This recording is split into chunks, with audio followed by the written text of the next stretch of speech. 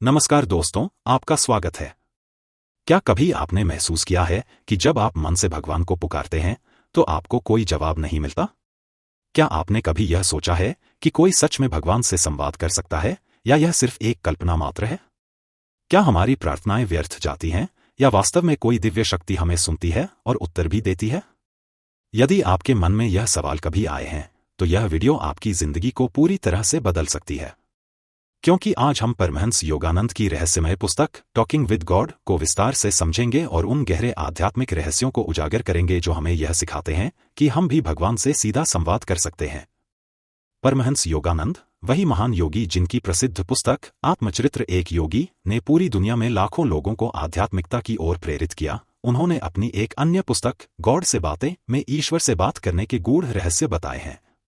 यह कोई साधारण किताब नहीं है, बल्कि यह एक ऐसा आध्यात्मिक मार्गदर्शन है जो हमें यह समझाता है कि ईश्वर से जुड़ने के लिए सिर्फ मंदिरों में जाना या प्रार्थना करना ही काफी नहीं है, बल्कि इसके लिए हमें अपने भीतर की चेतना को जागृत करना होगा। लेकिन ध्यान दें, इन रहस्यों को समझना और अपनाना हर किसी के बस की बात नहीं। आज हम इस पुस्तक की गहराई में उतरकर उन 10 महत्वपूर्ण रहस्यों को जानेंगे जिनके माध्यम से आप भी भगवान से संवाद कर सकते हैं। यह रहस्य सिर्फ साधारण ज्ञान नहीं है, बल्कि यह गहरे आध्यात्मिक सिद्धांत हैं जिनका पालन करने से आपके जीवन में एक अद्भुत बदलाव आ सकता है। इसलिए इस वीडियो को अंत तक जरूर देखें, क्योंकि हर एक रहस्य आपके अंदर नई शक्ति और चेतना को जागृत करेगा। और सबसे महत्वपूर्ण, आखिरी रहस्य सबसे ज्यादा शक्तिशाली है, जिसे यदि आप समझ गए तो आपका जीवन हमेशा के लिए बदल सकता है। रहस्य 1, क्यों नहीं सुनते भगवान हमारी बात? पहला रहस्य, क्यों नहीं सुनते भगवान हमारी बात? हम सभी अपने जीवन में कभी ना कभी भगवान से प्रार्थना करते हैं। हम दुख में, परेशानी में या किसी बड़ी समस्या के समय भगवान को याद करते हैं और उम्मीद करते हैं कि हमें कोई जवाब मिलेगा। लेकिन जब हमें कोई स्पष्ट उत्तर नहीं मिलता तो हमें लगता है कि या तो भगवान हमें सुन नहीं रहे या फिर वे हमारी प्रार्थनाओं को नजरअंदाज कर रहे हैं। लेकिन क्या सच में भगवान हमारी बात नहीं सुनते? परमहंस योगानंद अपनी पुस्तक टॉकिंग विद गॉड में बताते हैं कि भगवान हमेशा हमारी प्रार्थनाएं सुनते हैं, लेकिन हम ही उनकी आवाज सुनने में असमर्थ होते हैं। इसकी सबसे बड़ी वजह है हमारी चेतना का स्तर। चेतना का स्तर ही भगवान से संवाद की कुंजी है। भगवान से बात करना किसी रेडियो स्टेशन से जुड़ने जैसा है। अगर हमारा रेडियो मन सही फ्रीक्वेंसी पर नहीं ट्यून हुआ है तो हम कभी भी उस चैनल को नहीं सुन पाएंगे, चाहे वह चैनल लगातार प्रसारित हो रहा हो। हमारा मन अगर अशांत है तो वह भगवान की आवाज नहीं सुन सकता। अगर मन सिर्फ भौतिक इच्छाओं से भरा है तो ईश्वर की कृपा हम तक नहीं पहुंच सकती। अगर हम सिर्फ अपने स्वार्थ के लिए प्रार्थना कर रहे हैं तो यह आत्मा की पुकार नहीं बन सकती। परमहंस योगानंद कहते हैं कि भगवान से संवाद करने के लिए हमें अपने मन को पूरी तरह से शांत करना पड़ता है। जब तक हमारा मन इधर उधर भागता रहेगा, अनगिनत विचारों से भरा रहेगा, तब तक हम उस दिव्य आवाज को नहीं सुन सकते। भगवान की आवाज सुनने के लिए मन को कैसे शांत करें? ध्यान और एकाग्रता विकसित करें। ध्यान हमारे मन को शांत करने का सबसे प्रभावशाली तरीका है। जब हम ध्यान करते हैं तो हमारा चंचल मन स्थिर होता है और धीरे धीरे हमारी चेतना उच्च स्तर तक पहुंचती है। सांसों पर ध्यान केंद्रित करें। परमहंस योगानंद क्रिया योग के अभ्यास को भगवान से संवाद करने का सबसे शक्तिशाली साधन मानते थे। जब हम गहरी शांत सांसें लेते हैं और अपनी सांसों पर ध्यान केंद्रित करते हैं तो हमारा मन धीरे धीरे स्थिर होने लगता है। आंतरिक शांति का अभ्यास करें। भगवान से संवाद के लिए बाहरी दुनिया से ज्यादा हमें अपनी आंतरिक दुनिया को व्यवस्थित करना होगा। हमें नकारात्मक विचारों, द्वेष, क्रोध और व्यर्थ की चिंताओं को छोड़ना होगा। प्रेम और भक्ति से प्रार्थना करें। परमहंस योगानंद कहते हैं कि केवल शब्दों से की गई प्रार्थना पर्याप्त नहीं होती। हमें पूरी श्रद्धा, प्रेम और भक्ति के साथ भगवान को पुकारना होगा। जब प्रार्थना आत्मा की गहराइयों से उठती है तभी वह ईश्वर तक पहुंचती है। तो फिर भगवान से कैसे संवाद करें? क्या आपने कभी महसूस किया है कि जब आप सच में दिल से किसी चीज की कामना करते हैं तो संयोग से वह पूरी हो जाती है? क्या आपको कभी ऐसा अनुभव हुआ है कि जब आप पूरी श्रद्धा से भगवान को पुकारते हैं तो आपको अंदर से एक शांति या मार्गदर्शन मिलता है? यह सब इस बात का प्रमाण है कि भगवान हमारी प्रार्थनाएं सुनते हैं, लेकिन उनकी आवाज बहुत सूक्ष्म होती है। जब हमारा मन शोरगुल से भरा होता है तो यह दिव्य संदेश खो जाता है। निष्कर्ष, सच्ची प्रार्थना की शक्ति भगवान से बात करने के लिए हमें अपने मन को पूरी तरह से शांत और शुद्ध बनाना होगा। जब हमारा मन अहंकार, इच्छाओं और सांसारिक झंझट से मुक्त होगा तभी हम भगवान की हल्की लेकिन स्पष्ट आवाज को सुन पाएंगे। अब सवाल उठता है, अगर भगवान हमें सुनते हैं तो क्या हमारी हर प्रार्थना पूरी होती है? क्या भगवान हमारी इच्छाओं को पूरा करने के लिए बाध्य हैं? इसका उत्तर अगले रहस्य में छिपा है, जहां हम समझेंगे कि प्रार्थना से ज्यादा जरूरी क्या है। रहस्य 2, प्रार्थना से ज्यादा जरूरी क्या है? दूसरा रहस्य, प्रार्थना से ज्यादा जरूरी क्या है? हम में से ज्यादातर लोग जब भगवान के सामने जाते हैं तो सिर्फ मांगते हैं। कोई धन की प्रार्थना करता है, कोई सफलता की, कोई सुख शांति की, तो कोई किसी विशेष समस्या के समाधान की। लेकिन क्या कभी आपने सोचा है कि क्या हमने भगवान की बात सुनने की कोशिश की है? परमहंस योगानंद कहते हैं कि सिर्फ मांगने से भगवान से संवाद नहीं हो सकता। भगवान को सुनना ज्यादा जरूरी है, मांगना नहीं। सुनना जरूरी क्यों? भगवान से जब भी हम कुछ मांगते हैं तो यह केवल एक तरफा संवाद होता है। मान लीजिए आप किसी व्यक्ति से बात कर रहे हैं, लेकिन आप सिर्फ बोलते जा रहे हैं, उसकी बात सुनने का प्रयास ही नहीं कर रहे। क्या यह संवाद सफल होगा? बिल्कुल नहीं। भगवान से भी बात करने के लिए हमें उनकी आवाज सुनना आना चाहिए। यह आवाज कोई शब्दों में नहीं होती, बल्कि यह एक एहसास, एक आंतरिक अनुभूति होती है।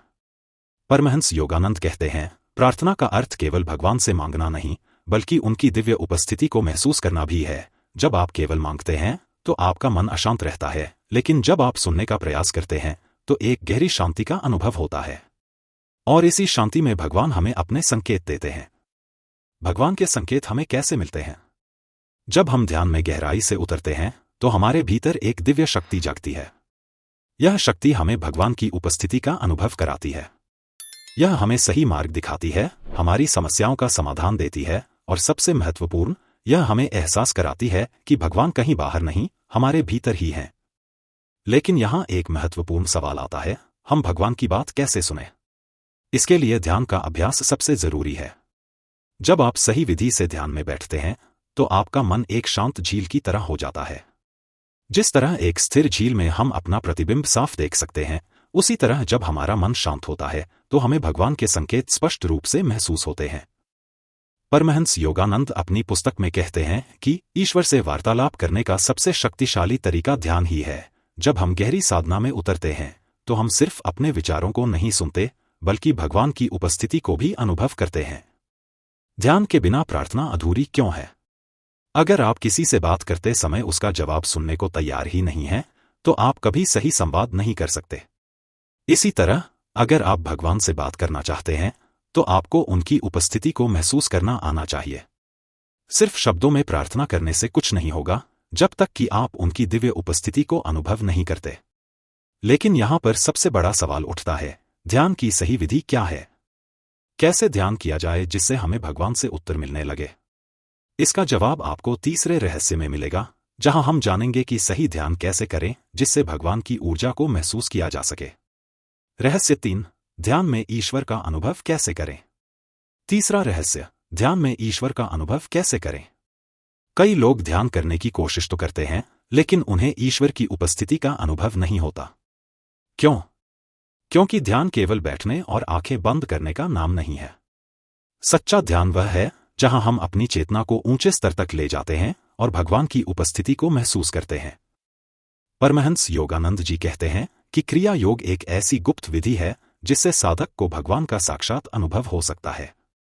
यह कोई साधारण ध्यान नहीं, बल्कि एक गहन आध्यात्मिक प्रक्रिया है। इसमें श्वासों के नियंत्रण के माध्यम से मन को स्थिर किया जाता है, और जब मन स्थिर हो जाता है तब आत्मा अपनी वास्तविक स्थिति को अनुभव करती है, यानी ईश्वर से जुड़ने लगती है। क्रिया योग और सांसों का रहस्य।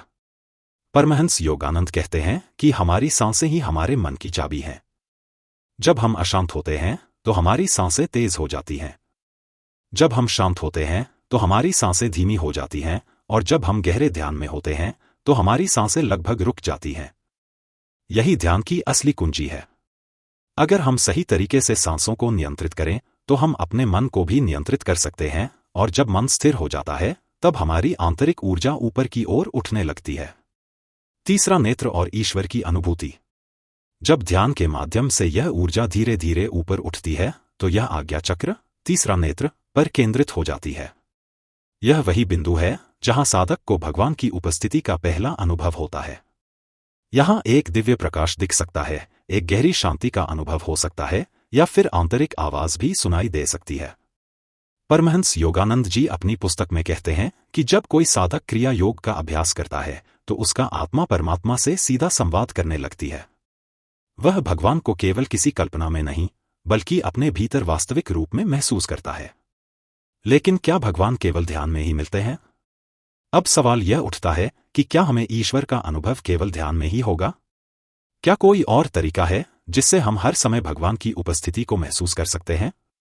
चौथा रहस्य यही बताता है, जहां हम जानेंगे कि कैसे हर क्षण, हर परिस्थिति में भगवान से जुड़ा जा सकता है। रहस्य 4, भगवान को हर पल अपने साथ महसूस करना। चौथा रहस्य, भगवान को हर पल अपने साथ महसूस करना। हम में से अधिकतर लोग भगवान को मंदिरों, मूर्तियों और पूजा पाठ तक सीमित मानते हैं। लेकिन क्या वास्तव में भगवान सिर्फ वहां तक सीमित हैं? परमहंस योगानंद जी कहते हैं कि ईश्वर हर जगह हैं। वे आपकी हर सांस में हैं, आपकी हर धड़कन में हैं, आपके हर विचार, हर भावना में हैं। भगवान को केवल मंदिरों में क्यों ढूंढते हैं? हमें बचपन से सिखाया जाता है कि मंदिर जाओ, पूजा करो, मूर्तियों के आगे सिर झुकाओ।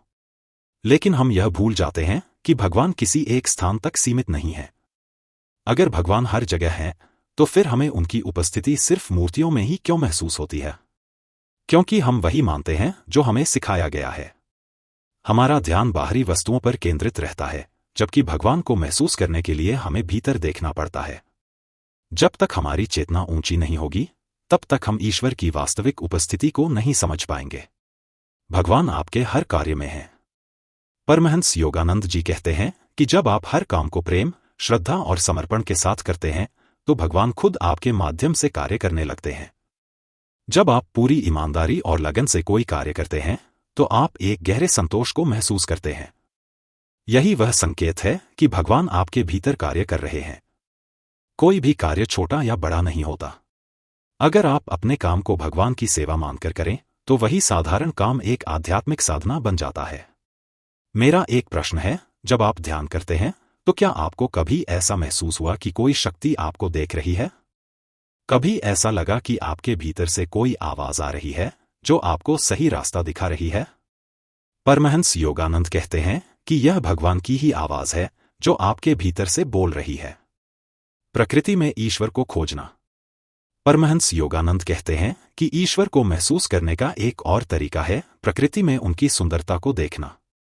जब आप एक सुंदर सूर्यास्त देखते हैं, तो क्या आपको ऐसा नहीं लगता कि यह कोई दिव्य रचना है? जब आप एक नदी की कलकल ध्वनि सुनते हैं, तो क्या आपको ऐसा नहीं लगता कि यह ईश्वर का संगीत है?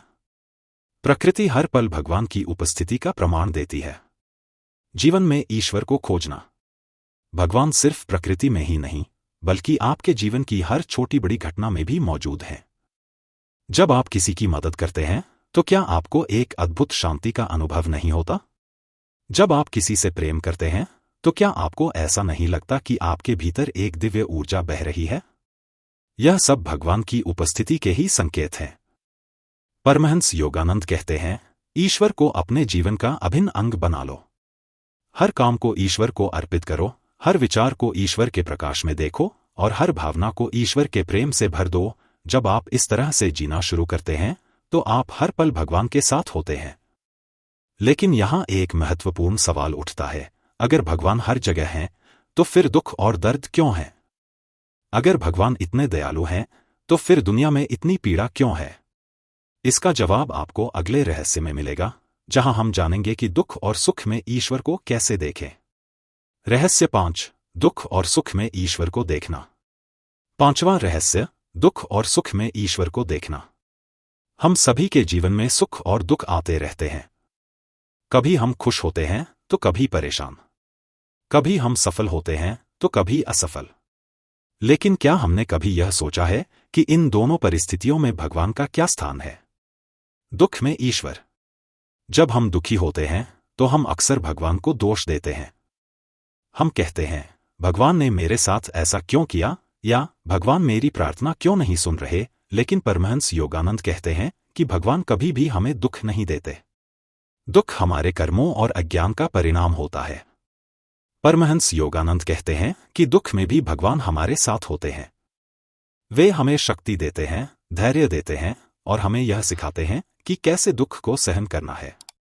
जब हम दुख में होते हैं तो हमें भगवान को और भी अधिक याद करना चाहिए। हमें उनसे प्रार्थना करनी चाहिए कि वे हमें सही रास्ता दिखाएं। सुख में ईश्वर। जब हम सुखी होते हैं तो हम अक्सर भगवान को भूल जाते हैं। हम सोचते हैं कि यह सब हमारी मेहनत का फल है। लेकिन परमहंस योगानंद कहते हैं कि सुख भी भगवान का ही आशीर्वाद है। हमें सुख में भी भगवान को याद करना चाहिए। हमें उनका धन्यवाद करना चाहिए और इस बात का ध्यान रखना चाहिए कि हम इस सुख का सदुपयोग करें। संभाव। परमहंस योगानंद कहते हैं कि हमें सुख और दुख दोनों में संभाव रखना चाहिए। हमें न तो सुख में बहुत अधिक खुश होना चाहिए और न ही दुख में बहुत अधिक दुखी।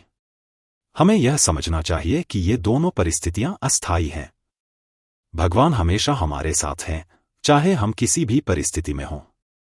परमहंस योगानंद जी की एक बहुत सुंदर बात है, सुख और दुख जीवन के दो पहलू हैं।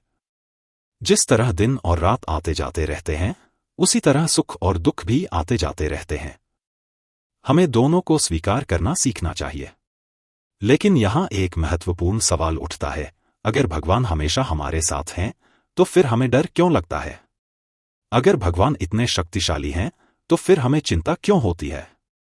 इसका जवाब आपको अगले रहस्य में मिलेगा, जहां हम जानेंगे कि भय और चिंता से कैसे मुक्ति पाएं। रहस्य 6, भय और चिंता से मुक्ति। छठा रहस्य, भय और चिंता से मुक्ति।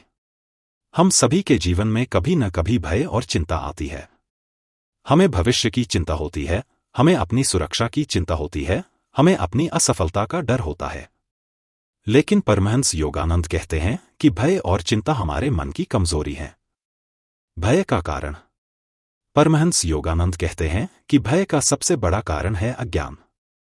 जब हम यह नहीं जानते कि हमारे साथ क्या होने वाला है तो हमें डर लगता है।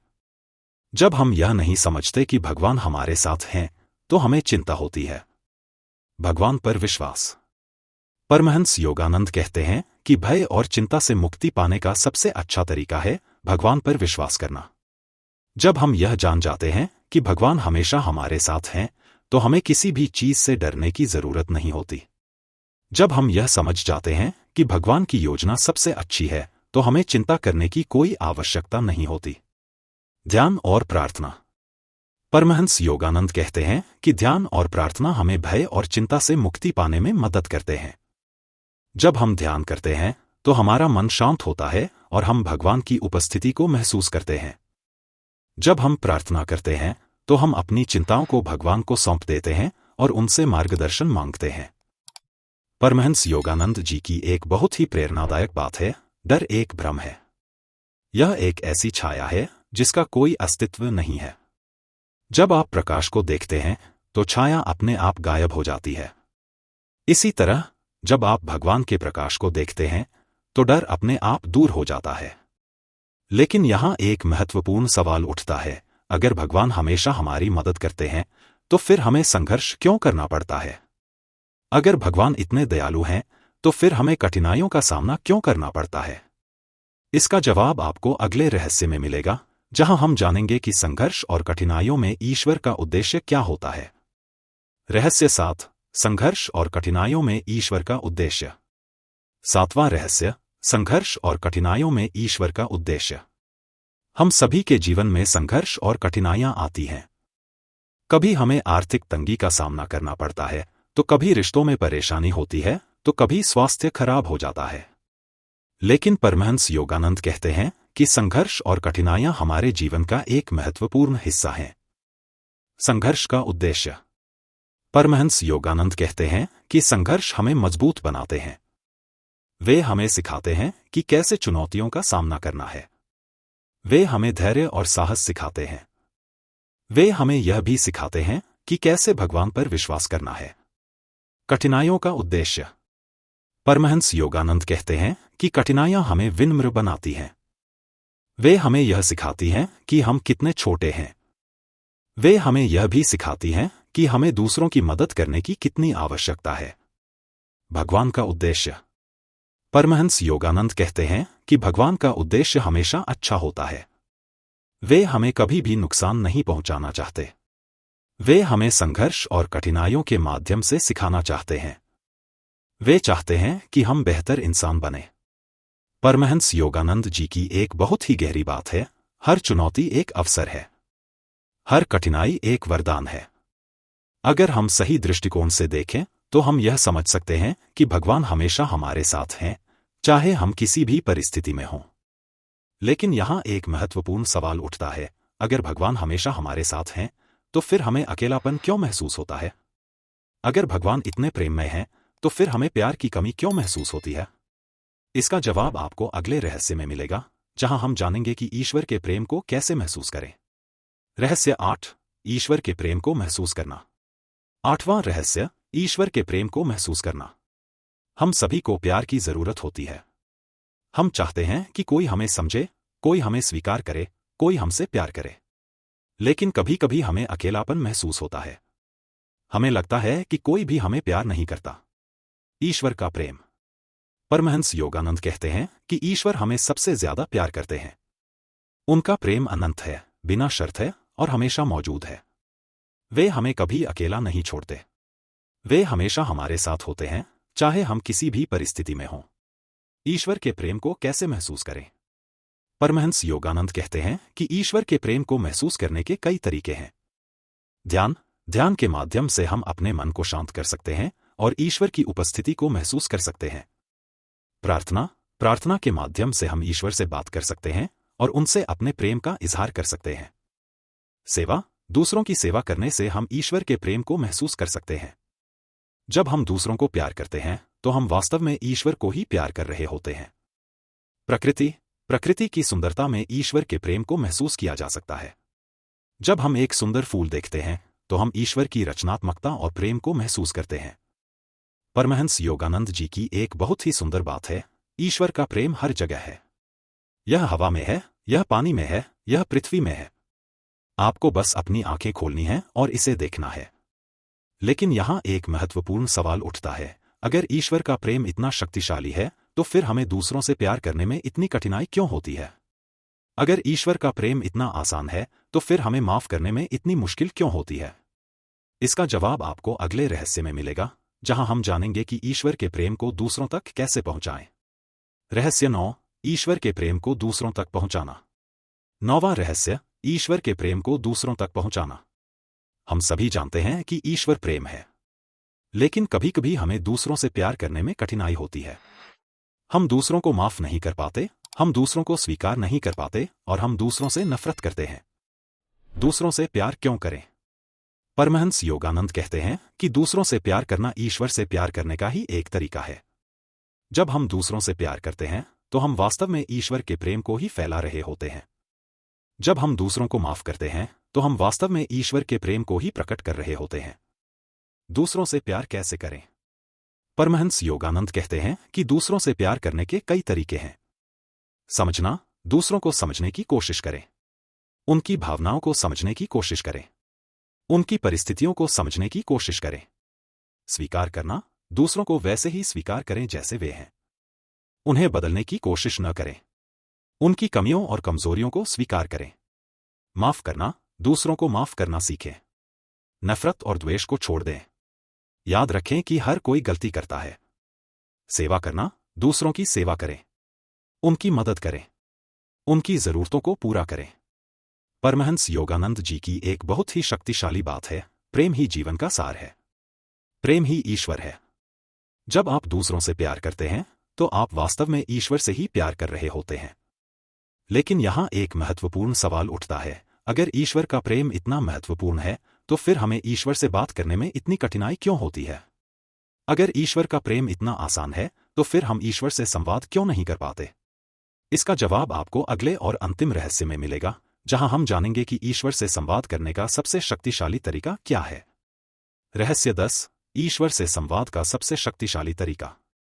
10वां और अंतिम रहस्य, ईश्वर से संवाद का सबसे शक्तिशाली तरीका। परमहंस योगानंद कहते हैं कि ईश्वर से संवाद करने का सबसे शक्तिशाली तरीका है क्रिया योग।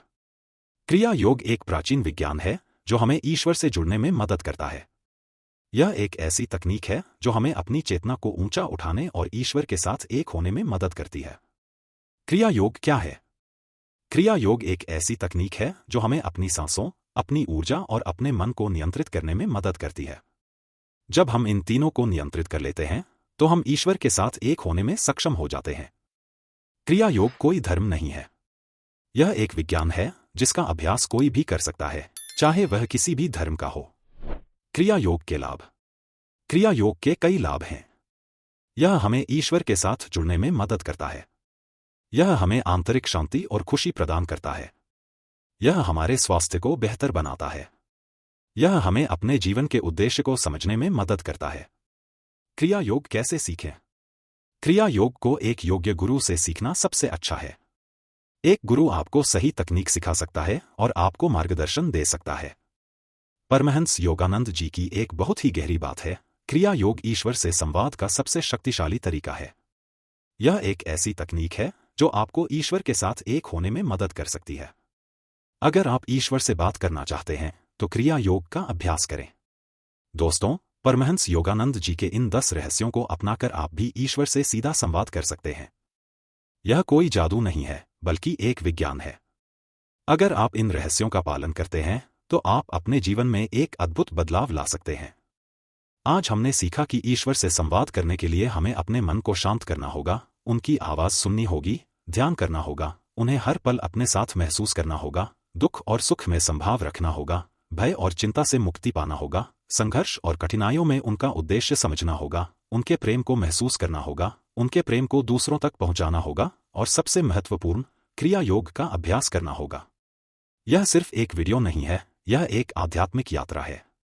परमहंस योगानंद जी के इन रहस्यों को अपनाकर आप अपने जीवन को एक नई दिशा दे सकते हैं। इस वीडियो को लाइक, शेयर करें, अपने विचार कमेंट में बताएं। ऐसी और भी वीडियो पाने के लिए हमारे चैनल को सब्सक्राइब करें ताकि आगे आने वाली वीडियोस मिस न हो। धन्यवाद।